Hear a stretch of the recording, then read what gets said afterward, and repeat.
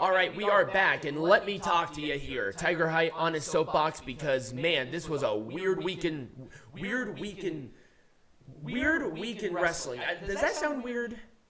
Maybe. It sounds kind of weird. I could be extremely wrong, but it's like the double W's is so weird. Anyway, let's talk about Raw. So Raw did jump back. It was obvious what happened there because it was a highlight show for the last show. It went right back to where it needed to be. 1.6 million views, and last week it was 1.075, and it was a 0.41 demo compared to a 0.27 demo last week. Okay. So obviously that's the reason for this.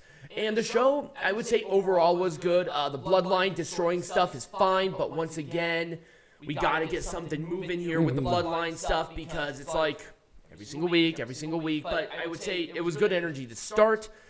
The Bliss stuff, snapping and stuff is fine. I like the brutality that she showcased because, trust me, she needed it.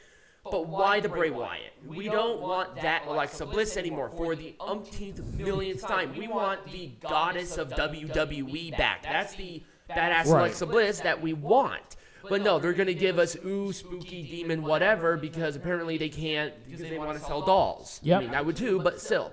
Solo Sikoa and Elias in the Music City street fight was actually very entertaining. I kind of like those gimmicky street fights that they do in certain places. Brutal, fun, didn't really go too much there. There's not too much more to say about it.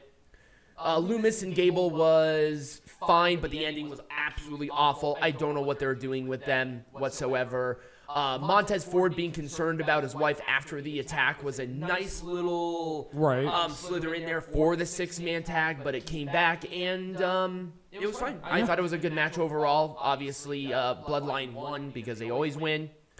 Damage Control, Becky Lynch and Mia Yim. This thing was an absolute total mess. They did a handicap match, then it went into a tag team match, but then Becky Lynch was doing better as a handicap match, so Mia Yim is useless. What are we doing with these women? Like, it's so unfair. It's very unfortunate that they're just sort of spinning their wheels in the mud.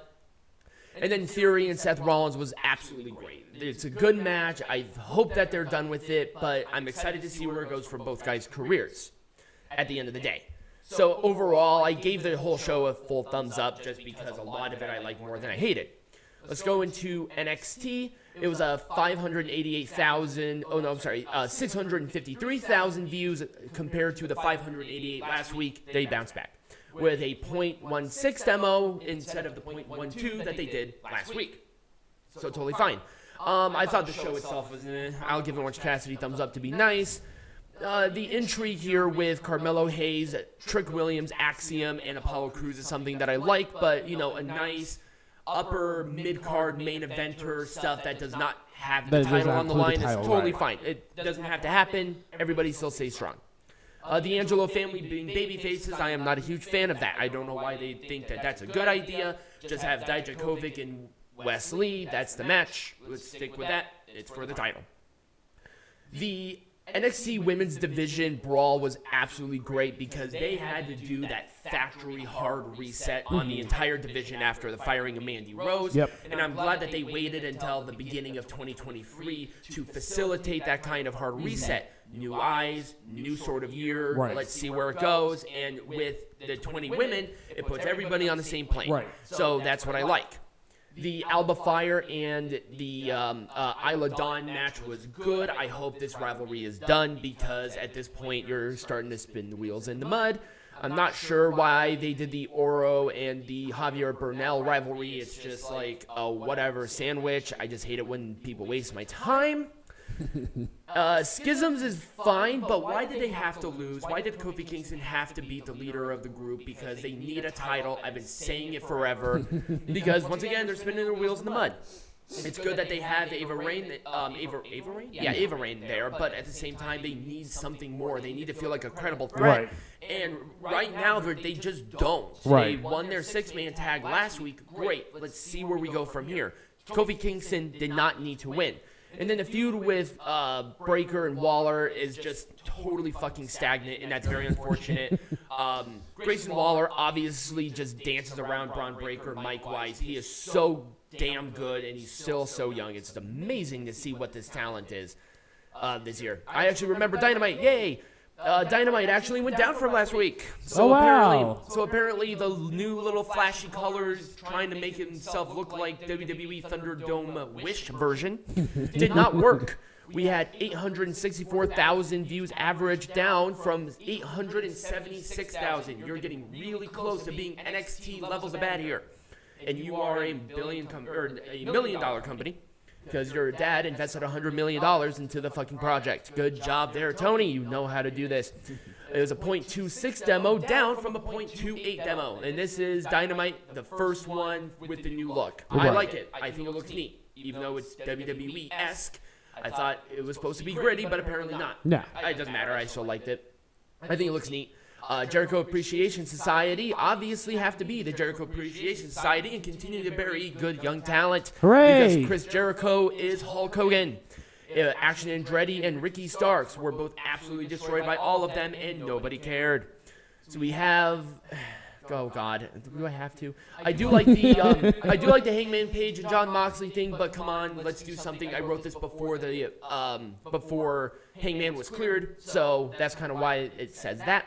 The Acclaimed beat Lethal, but of course Jeff Jarrett has to be Jeff Jarrett and not lose.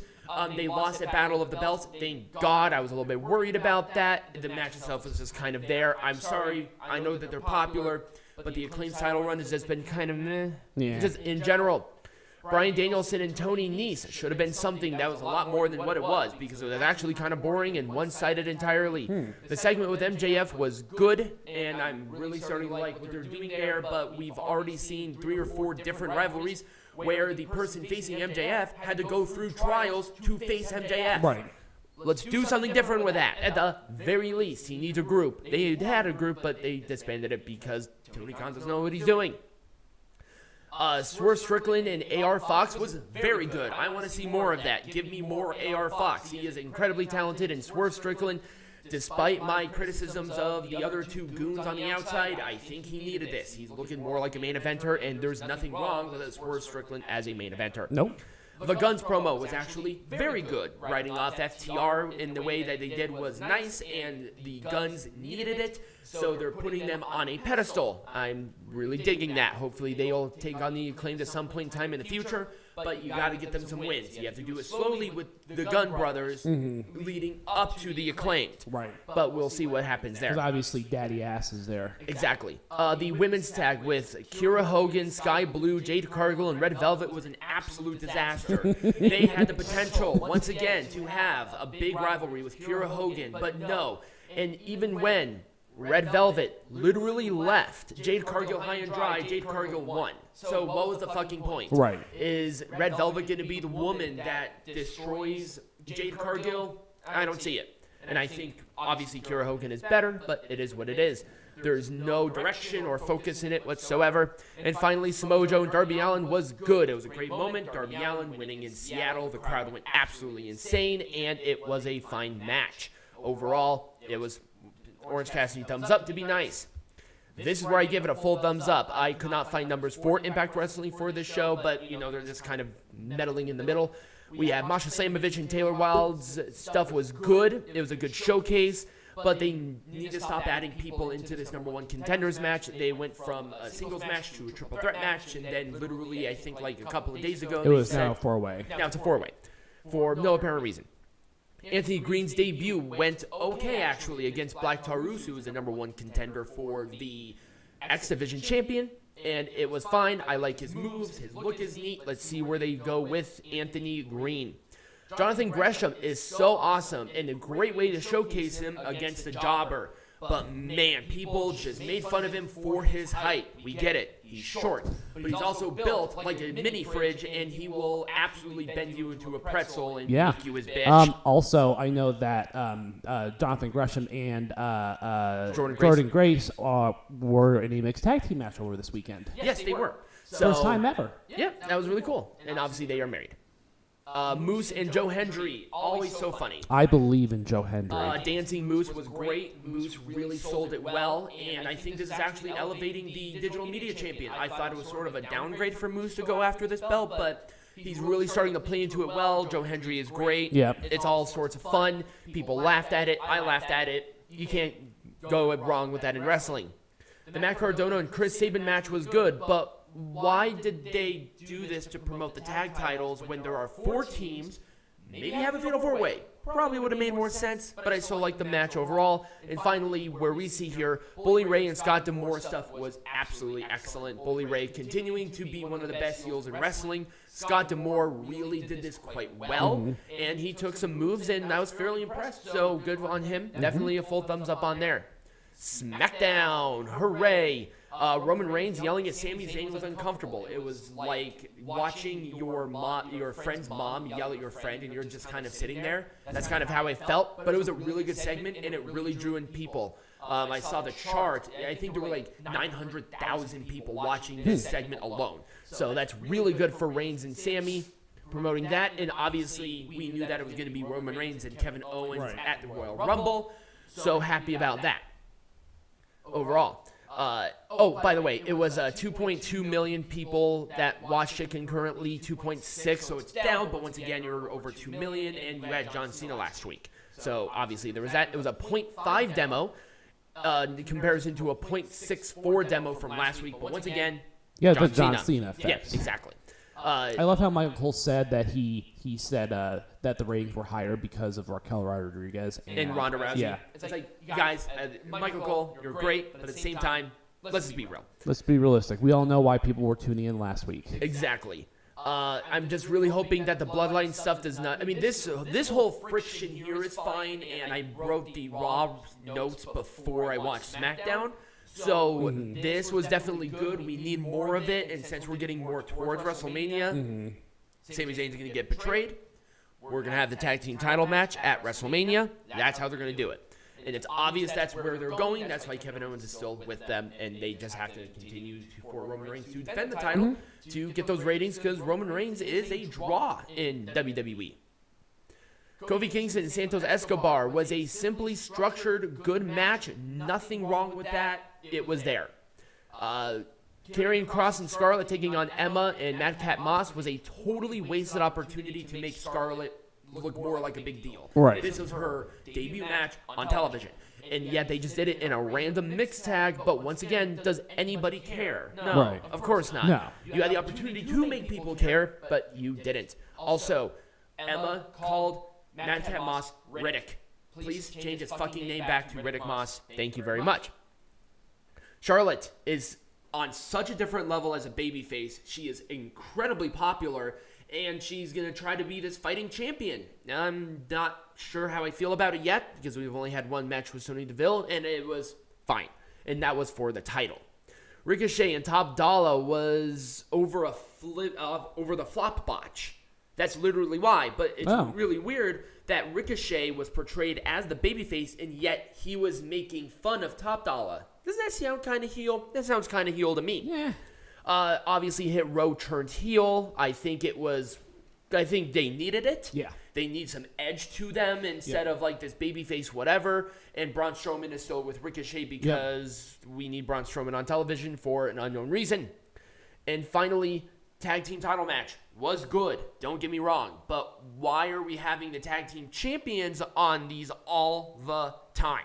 It's like, holy shit, we've had like 3 title matches for the Undisputed Tag Team Champions over the course of maybe 2 or 3 weeks. So that's very annoying, and I feel like it's downplaying the integrity of those championships. And obviously, we got to talk about Rampage, which actually was surprisingly very good overall. Top Flight and Bryan Danielson, Jon Moxley tag team match was a very good match. Do you have numbers for this? No, I couldn't find any. Okay. Unfortunately, it was probably going to be floating around that 400,000, maybe a little bit more because of the Darby Allin pops. Yeah. But you just never know with Rampage. Right. And I think they released these on Monday for some reason, so I'll probably report on it later. But Top Flight really putting in a good spot, and them facing another dual thing of Blackpool Combat Club was very impressive. And these aren't small people. Like, Blackpool Combat Club are the draws within AEW for the most part. So putting Top Flight with them is really showing how much they're committed to Top Flight, and I don't have any problem with that. Yeah. Let's see what they do with it. Maybe there's a rivalry developing there out of respect, but I just don't know right now. All I know is that I like it. Why does Jamie Hayter feel like a second-class citizen to Britt Baker? It's because she goes to Tony Khan. And you guys know it. Come on. But overall, it's so unfortunate because Jamie Hayter gets a much bigger reaction than Britt Baker, but Britt Baker is the one who gets all the pyro, everything. Yep. She got the pin, everything. But the Renegade Twins actually did get some offense in on both of them, which was totally fine. But at the same time, your world champion is in a no-nothing tag team match with the person who blows Tony Khan like he blows Coke, and against two women who are good, but at the same time, they're the Renegade Twins. Right. They don't have like that big star power like you would with Saraya, now Toni Storm. That whole thing is an absolute mess, but the women's division within AEW is once again an absolute mess with a bunch of fucking losers. Right. Pero Peligrosos, Preston Vance is incredibly impressive. I love the new theme song. The presentation is good. He's a great heel, and I really like his very powerful moveset. Continue to book him like this, and you're going to have a star with Preston. And I think they definitely need some, given what they're doing right now. Darby Allin and Mike Bennett was surprisingly good. I was not expecting it. They explained how we got to this title match, where Mike Bennett challenged Darby Allin after Dynamite, and they showed it. So it's like, okay, we have context for the reason of this. Right. And it was good. All good things because they were still in Seattle. Darby Allin from Seattle got a big pop at every turn. And the match itself was structured quite nicely. But that was the week in wrestling. Overall, it was fine. You know, some highlights, some lowlights. But I think overall, I enjoyed all of the shows that we do cover.